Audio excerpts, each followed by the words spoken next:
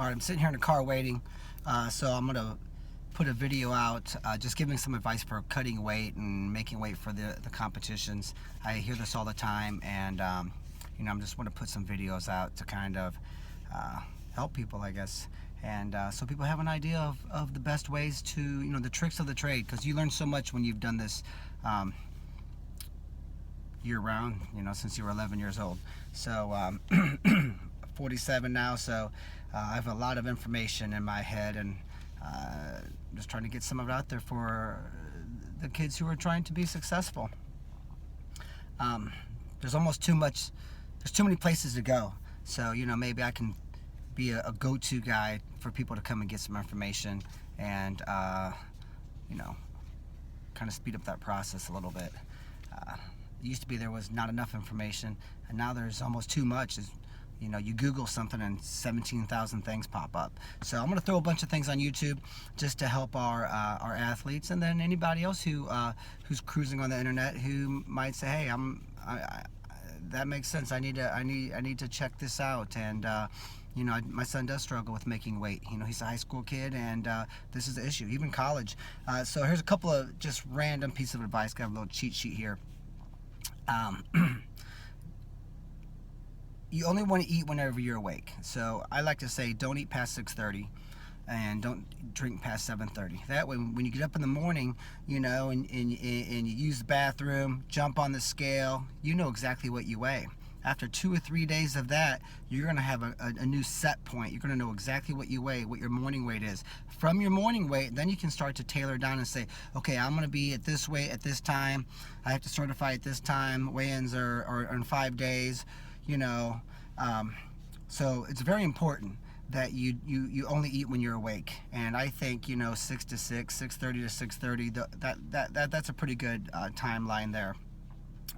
You have even if you just drink a big jug of water or eat something, even though it's healthy and maybe you're within your caloric intake, if you're counting calories, you eat at midnight, then your morning weight's going to be high, and you never know. So that's great advice.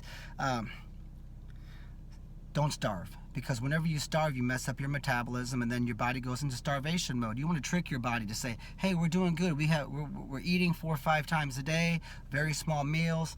We're going to keep working. When you starve, your blood sugar drops, your body sort of shuts down, and your body will switch over and start conserving fat and burning muscle, and that's not what you want. So some people are control freaks, and they'll say, screw it, I'm going to starve, and I'm going to get my weight down really low for the next 3 or 4 days. If you just relax, start early, give yourself time, and if your weight's a little higher one day than you thought, don't panic. Don't say, oh, I weighed a ½ pound more today than I did yesterday, because when you first start to watch your weight, your body will sometimes start to conserve, and your water weight will start to rise. So just give yourself time. Don't panic. Panic is the worst thing that can happen to anybody. And I panicked for a living, so I'm just trying to recently get over this over the past 10 years or so. But there's no place for it. So don't starve, because you're just going to make it worse. Okay. Secondly, in a classroom, your brain can only function on what's called blood-borne glucose, which means the blood sugar that's readily in your bloodstream. That's the reason whenever your blood sugar drops, you get lethargic, lightheaded, and you feel like you're in a foggy state. Your body can't pull glycogen from the muscle tissue and put it in your bloodstream to fuel your brain. It's got to come through food or drink. It's got to be readily available. So that's the reason you do have to eat 4, 5, 6 small meals a day. You don't want to just say, oh, I eat at 7 in the morning and I don't eat again until 5 at night. You can't do that.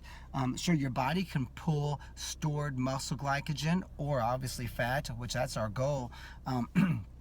And you can exercise, you can run 5 miles, your heart will still beat, but your brain needs blood-borne glucose, blood sugar that's already in your bloodstream. So keep that in mind. Starving can cause those issues as well.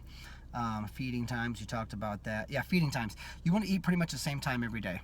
Okay, and it's easy whenever you're a high school athlete or middle school and you're in school. You're pretty much on a set schedule. So even on the weekends, try to eat within the same times. Your body likes everything to be organized, and eating at the same times every day is important. Plan your meals the night before. Say, okay, let's say you're a 180-pound kid, and you're gonna go down. You have maybe you say, hey, I play football. I have 20% body fat. I'm gonna go down to 160. So I'm gonna try to get down to 168. I want to lose 12 pounds of fat, and I'll lose 8 pounds. I'll just sweat the 8 pounds out or whatever. That could be, maybe where you're at. So let's say you say, well, I'm gonna have 2,000 calories a day. You match it, you map it out between 5 meals a day, and then the night before you write it all out. This is what I'm gonna have for breakfast. This maybe is a snack. This is what I'm gonna pack my lunch at school. So pre-planning your meals takes the guesswork out of it, and you're less likely to screw it all up and cheat, and blow it. Now, if you do blow it, don't say, well, I'm not gonna eat dinner now. Eat a little bit for dinner. Then in a day or so, you'll be back down. These binging and starving, that's what we do. So if you do screw it all up and you break, or maybe you get too big after a tournament, that's fine. Don't starve. Eat very little, 5, 6, 7 times a day maybe. Very small meals, 200 calorie snacks, 7 times that day, and just get this thing back down. And remember, a lot of it's water weight. So, I remember in college, I used to cut down to 118, and I weigh 155 now. It was terrible, way we cut weight back then. But I had a twin brother, and he was up, and it was just what I had to do. But I remember one time after a tournament, I think I was 22 pounds over, and John Smith freaked out, and I was like, dude, relax, I'll be fine. And it was all water. I mean, my wrists were this big around, and I could tell what I weighed within a quarter of a pound by grabbing my wrists. 2-3 days leading up to weigh-ins. And I was telling my daughter that, and she didn't believe it, but it's true. You learn your body. And sure enough, I sweated all the water out, and I made weight, and I was fine. So if you do wake up and you gain 5 pounds, since yesterday, it's water. It takes 3,500 calories to create 1 pound, and plus your body's burning calories at all times. So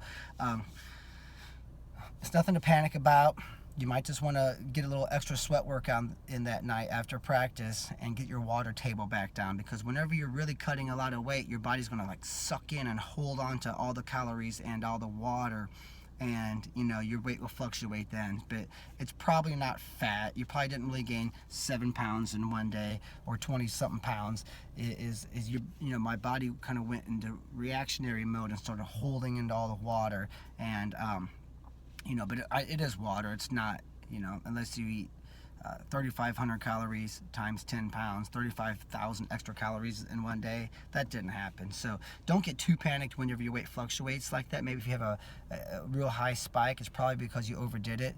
And also, if you kind of got off your good food diet, and you ate some more junk, which that's okay to do too. It's important to cheat. Have a cheat day once a day. Say 1 meal a week is going to be, I'm going to eat pizza. Your body knows calories. It doesn't know the kind of food. So if I eat 500 calories a day of pizza, I'm still going to starve to death. And you're eating 500 calories a day of lettuce and carrots, you're going to starve too. So 500 calories is 500 calories. So that way you say, well, if I eat, good oatmeal or a banana or something, I can eat more food, or let's say for lunch I have a turkey sandwich, I don't know, a protein shake, whatever. You'll be more full. But if you eat a candy bar, a great big candy bar, well then that's your 500 calorie meal or 400 calorie meal. You're done. Okay, and I've done that sometimes, and it was pretty satisfying, even though I wasn't full. Your stomach shrinks that late in the season anyway, and sometimes it's good to eat a candy bar. Don't try to be Mr. Perfect, but your body doesn't know the difference between 500 calories of pizza or 500 calories of carrots. It just doesn't. So it's okay to have have a candy bar every other day. If you as long as it's within, as long as your weight's coming down and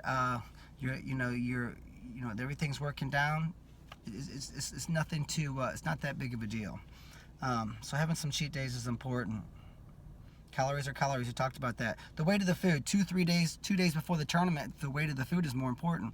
I'd rather eat, if I can't eat very much, and if I can only have 1,000 calories, that day, or I got weigh-ins tomorrow morning and I just can't eat very much, I might have 3 tiny meals, but I might even, I've even read this. You might even be better off having something that's high calorie, a high calorie protein bar that's like 800 calories, but it only weighs a quarter of a pound. You're better off doing that than having 800 calories, 800 calories of grapefruit, because when we're bringing your weight down, the weight of the food is more important than the calories the last couple of days before you step on the scale. And you want to have energy and, even fat. A protein bar that has a lot of fat and protein and carbs in it, that's fantastic, because you are worried about the weight of the food that you're eating, and you're drinking just a little bit, and you're trying to sweat a little bit at practice. So the weight of the food is also important that late in the game. As far as sweating and making weight, I'm not going to condone dehydrating yourself. I know a lot of kids do it. Wearing sweats to practice is good. College guys don't do it, but they have 2 classes a day. They have all day they can get in the gym and cut their weight a couple times a day. In high school, I would wear sweats at practice, try to lose 3 or 4 or 5 pounds in practice, drink a little bit back. Some people, they'll lose 5 pounds, they'll drink 2.5 back, they'll be very disciplined. Then they go pee before they go to bed, they wake up in the morning, they go again. And now, they were 6 over yesterday morning. Before practice, they're 6.5. They wake up that morning and now they're only 3 over. So maybe you go to a morning practice, you sweat, you eat a little bit, and now you're that much more over. You might lose 4 pounds. You put 2 back in food and water, and that's a good way to slowly bring this thing down. And I know we have a nice bike, a real nice scale, and a hot room. Some people even have a heater in their bathroom, and it's good to have a good place to cut weight. Now, when you are trying to sweat off weight, remember, we're not trying to exercise. I don't want to wear my legs out. I want to do as little exercise as possible. So what happens if you guys go out and run, or your parents, and exercise, you come home, you're tired, you might sit on the couch. That's usually when elderly people, even 45-year-olds, have a heart attack, because you're supposed to cool down. You shouldn't just sit. And because blood pools, and your heart has to work way harder. So whenever you're walking to cool down, there's something called a muscle pump. Your legs are pumping muscle that's helping to return the unoxygenated blood back to your heart, so it can be oxygenated again. So you shouldn't just sit, but a lot of people do. And that's when you sweat. So you exercise and you sit. You exercise and you sweat. You sit. So, as far as cutting weight, you might jump rope for 3 minutes, and then, you walk for a minute to cool down a little bit, and then you sit for 5. Then you jump rope 300 times, or you might bike. You might bike pretty hard, and then you bike easy for 10 minutes. And when you feel like your body temperature is getting up, you're sweating good, you're like, dude, I feel good. I didn't overexert myself. I'm just keeping the sweat going. I'll go sit down. You might sit down for 5 or 6 minutes or 10 minutes. I'll rub my son. I'll rub his back out, his legs. Using your thumbs, you're kind of rubbing that sweat out, and kind of massaging your legs, and kind of keeping that lactic acid moving through. So how sore your legs get whenever you're real close to making weight. So coach is giving these guys a rub down while they're laying on their stomach and relaxing, and trying to sweat is also a good thing. So you want to get your heart rate up, not too high, cut your heart rate up a little bit, sit, heart rate up, sit, heart rate up, sit, and not sprinting full blast and then sitting down with our heart pounding. That's never a good thing. But we're just getting our heart rate up a little bit, and we're trying to keep our body sweating. So then when you sweat off some weight, take a cold shower, weigh in, put half of it back if you can, and you start working it down.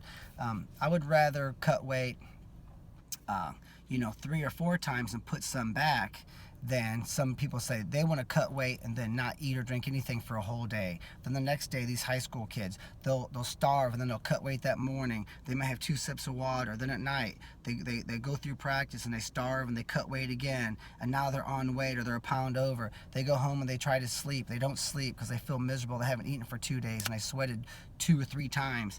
I would rather sweat 3, 4, 5 times and put some back and start a half a day earlier and have a good place at home to cut weight and work your weight down. So that's a pretty productive way. Plus, after what I've done since I was a kid is